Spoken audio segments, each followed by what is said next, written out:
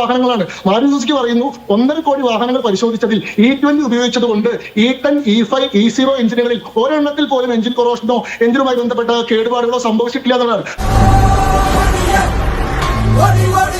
Advocate Sankutty Das, ഇങ്ങനെ ഒരു വലിയ ട്രാൻസിഷൻ ഉണ്ടാകുമ്പോൾ 2023 മുൻപ് നിർമ്മിച്ച വാഹനങ്ങൾക്ക് മുഴുവൻ ഇത് പ്രായോഗികമായി ചേരുന്നതല്ല ഈ പെട്രോൾ എന്ന അറിയാവും എന്നിരിക്കെ ഒരു ട്രാൻസിഷൻ, ഇങ്ങനെ ഒരു മാറ്റം കൈകാര്യം ചെയ്യാൻ എന്ത് നടപടിയാണ് സർക്കാർ കൈക്കൊണ്ടത്? കൊട്ടേഷൻ പാർട്ടിയുടേതാണോ അതോ മേഡയിൽ ആശാന്റെ വകയോ?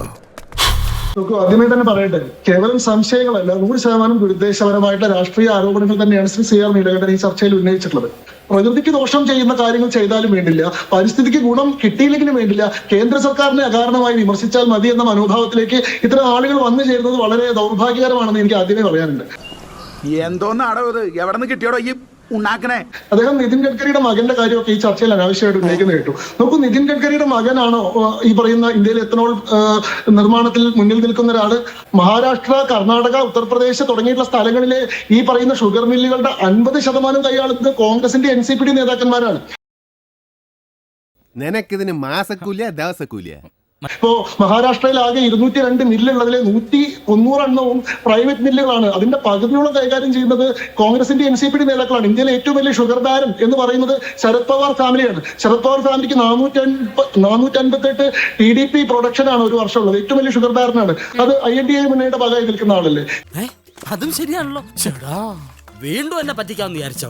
കഴിഞ്ഞ ദിവസം ഒരു ലേഖനം വായിച്ചിരുന്നു, എന്തുകൊണ്ടാണ് രാഹുൽ ഗാന്ധി നിതിൻ ഗഡ്കരിയെ രാഷ്ട്രീയമായി വിമർശിക്കാത്തത്? കാരണം ഈ മഹാരാഷ്ട്രയുടെ ഏറ്റവും പ്രധാനപ്പെട്ട കൃഷികളിലൊന്നാണ് കരിമ്പ് കൃഷി എന്ന് പറയുന്നത്. ഷുഗർ ഇൻഡസ്ട്രി മഹാരാഷ്ട്രയുടെ ഏറ്റവും പ്രധാനപ്പെട്ട ഇൻഡസ്ട്രിയാണ്. അതിൽ അവിടുത്തെ എല്ലാ രാഷ്ട്രീയക്കാർക്കും അവിടെ നിക്ഷേപ നടത്തിയിട്ടുള്ള എല്ലാ ആളുകൾക്കും ഗുണമുണ്ടാവും. നിതിൻ ഗഡ്കരിയുടെ മകന്റെ ഇൻവെസ്റ്റ്മെന്റ് പറയുന്നത് 0.07% മാത്രമാണ്. അത് ഈ പറയുന്ന എത്തനോൾ പോളിസിക്ക് ശേഷം ആരംഭിച്ചിട്ടുള്ള കമ്പനിയല്ല, അതിനേക്കാൾ മുൻപേയുള്ള കമ്പനിയാണ്.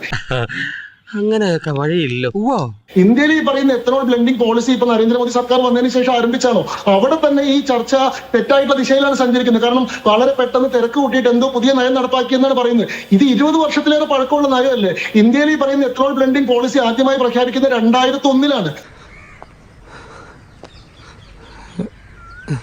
2006 UPA സർക്കാരിന്റെ കാലഘട്ടത്തിലാണ് E5 പ്രോഗ്രാം റോൾ ഔട്ട് ചെയ്തത്. 10 സംസ്ഥാനങ്ങളിലും യൂണിയൻ ടെറിട്ടറികളിലും 5% ബ്ലെൻഡിംഗ് നടത്താൻ പറഞ്ഞ് ഗസറ്റിൽ നോട്ടിഫൈ ചെയ്തുകൊണ്ട് 2006 പ്രഖ്യാപിച്ചു.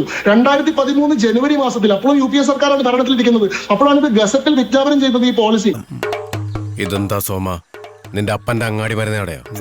ഈ പദ്ധതി 2001 മുതൽ ആരംഭിച്ചത് 2013 ജനുവരിയിൽ UPA സർക്കാരിന്റെ കാലത്ത് നോട്ടിഫിക്കേഷൻ പുറപ്പെടുവിച്ചിട്ടുള്ളതാണ്. പക്ഷെ ആ പ്രോജക്ട് മുന്നോട്ട് കൊണ്ടുപോകാൻ സാധിച്ചില്ല.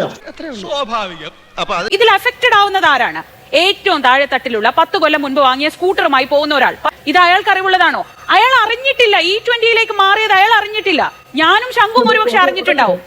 അറിഞ്ഞിട്ടില്ല. അയാൾക്കൊരു ഓപ്ഷൻ ഇല്ല. കഴിഞ്ഞ എക്സ്ട്രാordinary കഥ സ്ത്രീകൾ പറഞ്ഞു, നിങ്ങൾ വാർത്തയൊക്കെ അവതരിപ്പിക്കുന്ന ആളായതുകൊണ്ട് നിങ്ങൾക്ക് E20 പറ്റി അറിയാം, പക്ഷെ നിങ്ങളുടെ വീട്ടുകാർക്കോ സാധാരണ മനുഷ്യർക്കോ ഇതിനെപ്പറ്റി അറിയില്ലെന്ന് പറഞ്ഞു. ആർക്ക് ഉത്തരവാദിത്തമായിരുന്നു ജനങ്ങളെ അറിയിക്കേണ്ടത്? നിങ്ങൾ മാധ്യമങ്ങൾ ഗുരുതരമായിട്ടുള്ള കൃത്യവിലോപം നടത്തി, നിരുത്തരവാദിത്തപരമായിട്ടുള്ള മാധ്യമപ്രവർത്തനം നടത്തി. അതിൽ ഇത്ര ചിരിക്കാനൊന്നുമില്ല.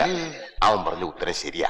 2001 മുതൽ ഈ രാജ്യത്ത് നടപ്പാക്കിക്കൊണ്ടിരിക്കുന്ന പദ്ധതി, 2004 റോൾ ഔട്ട് ചെയ്തിട്ടുള്ള പദ്ധതി, 2013 ഗസറ്റിൽ വിജ്ഞാപനം ചെയ്തിട്ടുള്ള പദ്ധതി, 2014 മുതൽ തുടർച്ചയായിട്ട് നടന്നുകൊണ്ടിരിക്കുന്ന പദ്ധതി, E10 വാഹനങ്ങൾ വർഷങ്ങളായിട്ട് ഉപയോഗിച്ചുകൊണ്ടിരിക്കുന്ന രാജ്യത്ത് 2021 NITI Aayog road map പുറത്തിറക്കുകയും 2021 August മാസത്തിൽ Hindustan petroleum, Bharat petroleum, Indian oil corporation പോലെയുള്ള കമ്പനികൾ ഡെഡിക്കേറ്റഡ് എത്തനോൾ പ്ലാന്റുകൾ സ്ഥാപിക്കാൻ വേണ്ടി പ്രൈവറ്റ് ഇൻവെസ്റ്റ്മെന്റ് ക്ഷണിക്കുകയും അതിന്റെ അടിസ്ഥാനത്തിൽ എത്രയും വലിയ ഡെഡിക്കേറ്റഡ് എത്തനോൾ പ്ലാന്റുകൾക്ക് വേണ്ടിയിട്ട് വിദേശ നിക്ഷേപം ഉൾപ്പെടെ ഇന്ത്യയിൽ നടക്കുകയും അതിന്റെ അടിസ്ഥാനത്തിൽ പബ്ലിക് സെക്ടർ ബാങ്കുകൾ 1 ലക്ഷം കോടി രൂപയുടെ ലോണുകൾ ഇൻവെസ്റ്റ്മെന്റ് ഈ രാജ്യത്ത് നടപ്പാക്കുകയും ചെയ്തിട്ടുള്ള ഒരു പദ്ധതി 5 കൊല്ലം കഴിഞ്ഞിട്ട് അതിന്റെ റിയലൈസേഷൻ സ്റ്റേജ് വരെയും സാധാരണ മനുഷ്യരുടെ വിവരത്തിലേക്ക് എത്തിയിട്ടില്ലെങ്കിൽ നിങ്ങൾ എന്ത് പണിയാണ് ഈ നാട്ടിൽ എടുത്തുകൊണ്ടിരിക്കുന്നത്? നിങ്ങൾ സ്വയം ആലോചിക്കണം.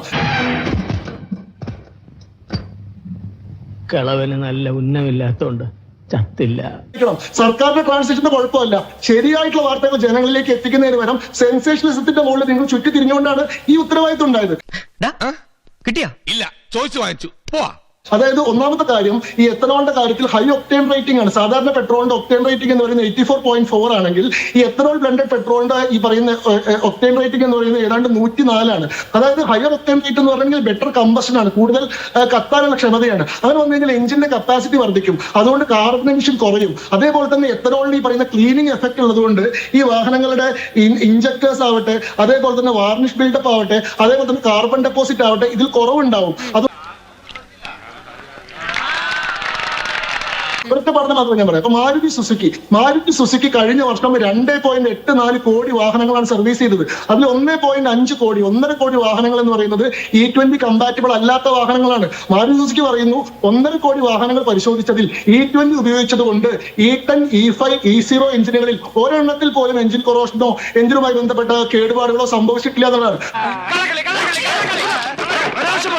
അപ്പൊ ഇതാണ് നമ്മുടെ മുമ്പിലുള്ള അനക്ഡോട്ടൽ ഡാറ്റ എന്നിരിക്കെ എന്തടിസ്ഥാനത്തിലാണ് E20 ഉപയോഗിച്ച് കഴിഞ്ഞാൽ വാഹനങ്ങളുടെ എഞ്ചിന് തകരാറുണ്ടാവും, ഈ പറയുന്ന വാഹനങ്ങൾക്ക് ഇത് ഉപയോഗിക്കാനേ സാധിക്കില്ലെന്ന് പറയുന്നത് വളരെ ബോധപൂർവമായിട്ടുള്ള തെറ്റായിട്ടുള്ള പ്രചരണമാണ്. നാളെ ഇപ്പൊ പെട്രോളിന് പകരം പച്ചവെള്ളം ഉപയോഗിക്കുന്ന ഒരു പദ്ധതി കൊടുത്താൽ ഇവർ പറയും ഈ പച്ചവെള്ളം ഉപയോഗിച്ച് കഴിഞ്ഞിട്ടുണ്ടെങ്കിൽ നാട്ടിലെ ജലലഭ്യത വല്ലാണ്ട് കുറയും, പറയുന്ന ഭൂഗർഭ ജലത്തിന്റെ തോത് കുറയും, അതുകൊണ്ട് ഈ പരിപാടി നടത്താൻ പാടില്ല, എന്തിനും വിമർശിക്കുക എന്ന നിലയിലേക്ക് ചില ആളുകളുടെ മനോഭാവം മാറിയത് മാത്രമാണ് ഇതുമായി ബന്ധപ്പെട്ട വിവാദങ്ങൾ കാണിക്കുന്നത്, അതല്ലാതൊന്നുമല്ല. അല്ല, യഥാർത്ഥത്തിൽ അദ്ദേഹം രാഷ്ട്രീയം പറഞ്ഞതൊക്കെ അവിടെ ഇരിക്കട്ടെ. എന്നെ സംബന്ധിച്ചിടത്തോളം എനിക്ക് രാഷ്ട്രീയമായ നിലപാടുണ്ട്. പക്ഷെ ആ രാഷ്ട്രീയമായ നിലപാട് ഇത് വെച്ചിട്ടല്ല. വ്യക്തമായും ഏത് ഗവൺമെന്റ് ആയാലും ഗവൺമെന്റ് ചെയ്താൽ ശരിയാണെങ്കിൽ ശരി, തെറ്റാണെങ്കിൽ തെറ്റ്, എൻ്റെ അഭിപ്രായം പറയാനുള്ള സ്വാതന്ത്ര്യം എനിക്കുണ്ട്. അദ്ദേഹം രാഷ്ട്രീയം വെച്ച് തള്ളിക്കളയേണ്ട, അത് അദ്ദേഹത്തിന് ചെയ്യാം, എനിക്കത് പറയേണ്ട കാര്യമില്ല. ഇവനല്ലേ ഇതൊന്നും കൊണ്ടത്? കരിമ്പും മാത്രമല്ല, കരിമ്പ് ഉൽപ്പാദിപ്പിക്കുമ്പോൾ തന്നെ വളരെ നെഗറ്റീവായ അറ്റ്മോസ്ഫിയറിക് അല്ലെങ്കിൽ എൻവറോൺമെന്റൽ ഇഷ്യൂസ് ഉണ്ട്. കാരണം ഒരുപാട് വെള്ളം വേണ്ട ഒരു സാധനമാണ് കരിമ്പ്, ഒരുപാട് വെള്ളം. എനിക്കറിയാൻ മേലാത്തോണ്ട് ചോദിക്കുക കുഞ്ഞെ, നിനക്ക് എങ്ങനെ സാധിക്കുന്നത്? ഇനി ഇതിനു വേണ്ടി കൂടുതൽ വ്യാവസായിക കൃഷി ചെയ്യുമ്പോൾ അതുണ്ടാക്കുന്ന കാർബണുണ്ട്, അതുണ്ടാക്കുന്ന കാർബണോ അല്ലെങ്കിൽ മീഥൈനോ ഉണ്ട്. അപ്പൊ ഇതിനു വേണ്ടി വളം മറ്റു കാര്യങ്ങൾ ഉപയോഗിക്കുമ്പോൾ ആ മീഥൈൻ കൂടി നിന്ന് കുറച്ചാൽ ഒരു പക്ഷേ കൂടുതൽ ലാഭം ഉണ്ടാക്കണമെങ്കിൽ കൂടുതൽ രാസവളങ്ങൾ വേണം. അപ്പൊ കൂടുതൽ നൈട്രസ് ഓക്സൈഡ് ആണ് അപ്പൊ കൂടുതലായി പുറത്തേക്ക് വരാൻ പോകുന്നത്. രണ്ടാമത്തെ വിഷയം, നമ്മൾ സെൽഫ് റിലയന്റ് ആവണം. പക്ഷെ ആദ്യം സെൽഫ് റിലയന്റ് ആവേണ്ടത് ഭക്ഷണത്തിലാണ് എന്ന് ഞാൻ കരുതുന്നു. ഇപ്പൊ സോവിയറ്റ് യൂണിയൻ പോലെ ഒരു രാജ്യം തകർന്നു പോയതിന്റെ കാരണം നമുക്കിന്നറിയാം, ഭക്ഷണം വേണ്ടപ്പെട്ട സമയത്ത് കിട്ടാതില്ല. ആളുകൾ ഈ അപ്പത്തിന് വേണ്ടി ക്യൂ നിന്നതിന്റെ ഫലമാണ് അവിടെ ആളുകൾ പോളണ്ടും സോവിയറ്റ് യൂണിയനും ചെക്കോസ്ലോവാക്യയും ഒക്കെ പൊളിഞ്ഞു പോയത്.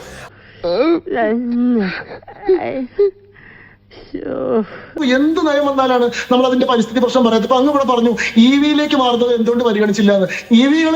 സർക്കാർ EV-കളെ പ്രൊമോട്ട് ചെയ്യുന്ന സമയത്ത് ഇതേ പരിസ്ഥിതി പ്രവർത്തകർ എന്താ പറഞ്ഞിരുന്നത്? ഈ പറയുന്ന EV വരുന്നതുകൊണ്ട് പരിസ്ഥിതിക്ക് ഗുണമൊന്നും ഉണ്ടാവില്ല, കാരണം അതിന്റെ ബാറ്ററികളിൽ ഉപയോഗിക്കുന്ന ലിഥിയം പോലെയുള്ള സാധനങ്ങളാണ്. അങ്ങനെ ബാറ്ററിയുടെ പ്രൊഡക്ഷൻ വർദ്ധിപ്പിക്കാൻ വേണ്ടിയിട്ട് കൂടുതൽ മൈനിങ് നടത്തേണ്ടി വരും. അങ്ങനെ മൈനിങ് നടത്തി കഴിഞ്ഞാൽ കൂടുതൽ വലിയ പരിസ്ഥിതി ആഘാതം ഉണ്ടാവും. അതായത് നിങ്ങൾ എന്ത് ചെയ്താലും നിങ്ങൾ ഇത് അങ്ങോട്ടും ഇങ്ങോട്ടും മാറ്റി മാറ്റി പറഞ്ഞുകൊണ്ട് ഈ പദ്ധതി വേണ്ടത് പറഞ്ഞുകൊണ്ടിരിക്കും.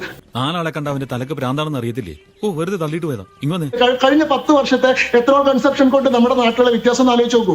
10 വർഷത്തിനിടയ്ക്ക് പാകിസ്ഥാനിലെ പെട്രോളിന്റെ റേറ്റ് 48% വർദ്ധിച്ചു, ബംഗ്ലാദേശിൽ 45% വർദ്ധിച്ചു, നമ്മുടെ അയൽരാജ്യമായിട്ടുള്ള ശ്രീലങ്കയിൽ 36% വർദ്ധിച്ചു, ജർമ്മനിയിൽ 20% വർദ്ധിച്ചു, ഇറ്റലിയിൽ 18% വർദ്ധിച്ചു. ലോകത്തിന്റെ എല്ലായിടത്തും നടത്തിയിട്ടുള്ള പെട്രോളിന്റെ വില വർധന നോക്കൂ. ഇന്ത്യയിൽ പക്ഷെ 5% വർധനവേ ഉണ്ടായിട്ടുള്ളൂ. എല്ലാം കയ്യിൽ നിന്ന് പോവാ.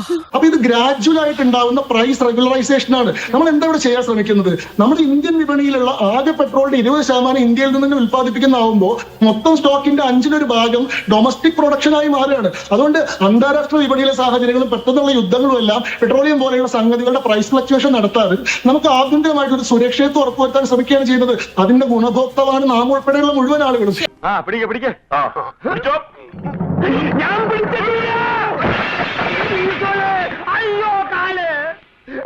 ഇത്തരം വസ്തുതകളൊക്കെ മറച്ചു വെച്ചുകൊണ്ട് വളരെ ദുരുപദിഷ്ഠിതമായിട്ടുള്ള രാഷ്ട്രീയ ആരോപണങ്ങൾ തന്നെയാണ് ഉന്നയിക്കുന്നത്. അതിന്റെ പിന്നിൽ പരിസ്ഥിതി സ്നേഹമല്ല ഉള്ളത്, ഇത് കേന്ദ്ര സർക്കാർ വിരുദ്ധതയാണ്. ഇതിന് മറ്റൊരു പദ്ധതിയിലേക്ക് നിങ്ങൾ മാറിക്കഴിഞ്ഞാൽ, ഈ പറയുന്ന EV-യിലേക്ക് മാറിക്കഴിഞ്ഞാൽ, അതല്ലെങ്കിൽ മറ്റേതെങ്കിലും തരത്തിലുള്ള സസ്റ്റൈനബിൾ ഫ്യൂളിലേക്ക് മാറിക്കഴിഞ്ഞാൽ അന്ന് അത് ഉണ്ടാക്കുന്ന മറ്റ് ബുദ്ധിമുട്ടുകളെ പറ്റിയിട്ടുള്ള ചർച്ചകളായിരിക്കും നമ്മൾ നടത്തിക്കൊണ്ടിരിക്കുക. ഇന്നത്തോടെ അവന്റെ ശല്യം അങ്ങ് തീരുമെന്ന് വിചാരിച്ചാ, അതിനു പകരം അവനങ്ങ് ഷൈൻ ചെയ്തു. അനിയാ പോട്ടെ, അമ്പിമോനെ പോട്ടറാ. സാറേ ഒന്നും വിചാരിക്കല്ലേ മക്കളെ, മാമനോടൊന്നും തോന്നല്ലേ.